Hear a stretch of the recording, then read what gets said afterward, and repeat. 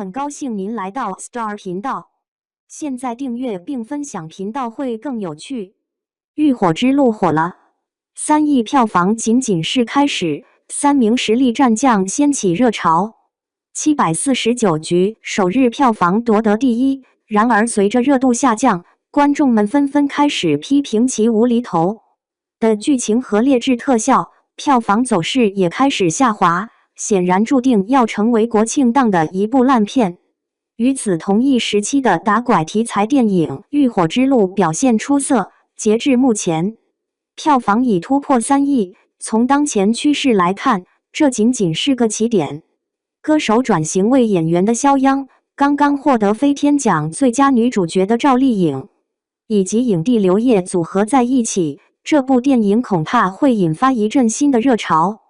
探索儿童拐卖的主题的确乏味无趣。浴火之路远不止于此，3位本是善良的父母在失去孩子后，立刻策划反击人贩子，不仅是寻找孩子，更是寻求报复，痛击人贩子的爽片。儿童拐卖始终是一个令人心痛的话题，而以此为题材的电影原本以为会是感人至深的悲情故事，却没想到直接转向了以暴制暴，几乎变成了一部动作片。3个失去孩子的父母，李红英、赵丽颖氏、崔大陆、肖央氏和赵子珊、刘烨氏，联手展开寻找孩子的行动，直击人贩子的据点，在荒野中进行反击。观众纷纷赞叹，这是年度最畅快的电影，终于不再是任人欺辱的角色，直接对人贩子动手了。这次他们一起出发，不仅是为寻找孩子，更是为了复仇。电影的原名是《虎狼之路》，更能展现主角们的残暴本性。虎所指的正是崔大陆。在失去孩子之后，他给人的感觉始终显得粗鲁和冲动。为了孩子，他几乎倾尽所有，但始终没有找到合适的方式，哪怕是猛虎也无法改变现状。于是他遭遇了狼和兔子。狼其实指的是赵子珊，他曾是一名警校的教官，但在他带着发烧的孩子赶往医院时，孩子被拐走了。更可怕的是，人贩子使用了过量的乙醚，导致孩子当场死亡。从那时起，他便变成了一个沉默寡言的人，像狼一样专注于自己的目标，静待时机。赵子珊在审问杀害自己儿子的人贩子时，首先递给他一根烟，随后逐渐逼问他究竟杀害了多少孩子。赵子珊的眼神中透出近乎疯狂的神情，当他得知人贩子完全没有良心，只一味追求金钱后，便果断用刀划向了人贩子的咽喉。残暴的狼恰好如此，李红英就像被逼急后的兔子，成为了一位在失去孩子后变得异常凶狠的母亲。她的强硬并不表现在动作上，而是通过刚柔相济的方式体现。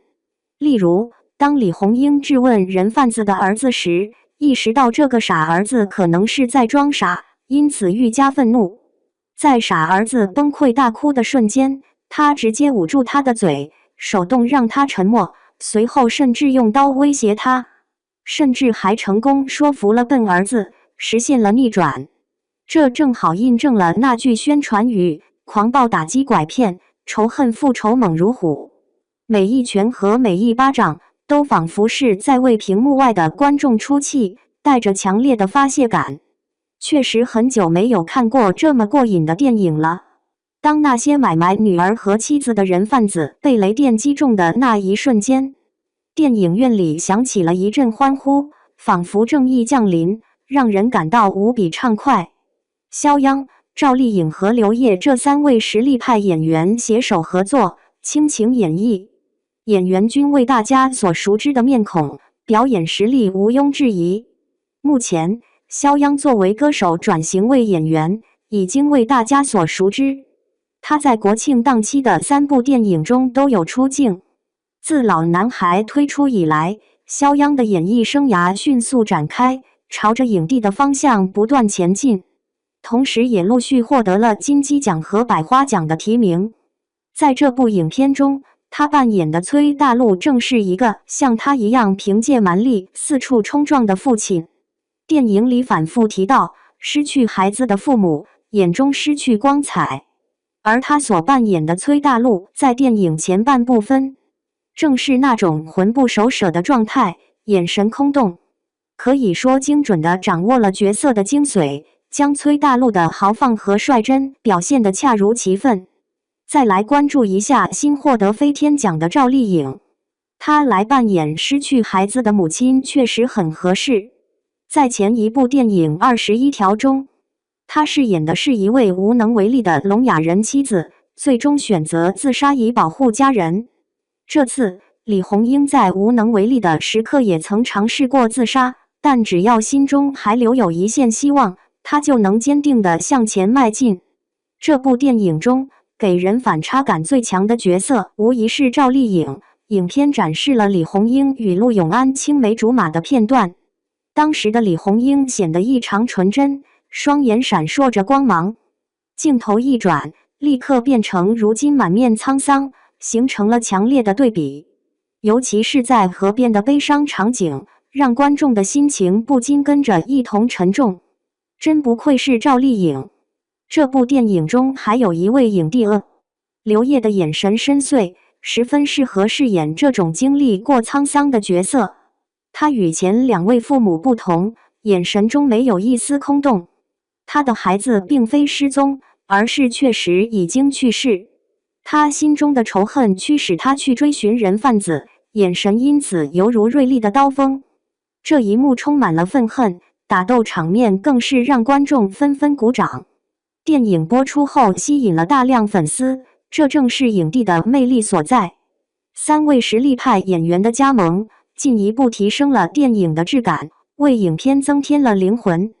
尽管电影的情节是虚构的，但所呈现的问题却是真实的。近年来，儿童拐卖事件有所减少，但并未彻底消失。只有全社会提高警觉，才能更有效地防范此类犯罪行为。电影放映后，影院内出现了许多举着牌子寻找孩子的家长，那一瞬间，电影与现实交织在一起。当电影结束时，他们举起手中的信息牌，荧幕上的字幕仍在滚动，现实中的故事才刚刚拉开帷幕。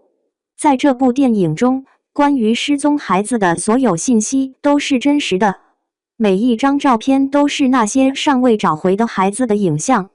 如果这部电影能够帮助某个孩子获救，那该多好呢？在影片中，赵子珊提到，孩子被找回的几率只有3%。这个几率虽微不足道，但只要目击者足够多，找回的机会就会显著增加。只有具备现实意义的电影，才能被视为优秀的作品。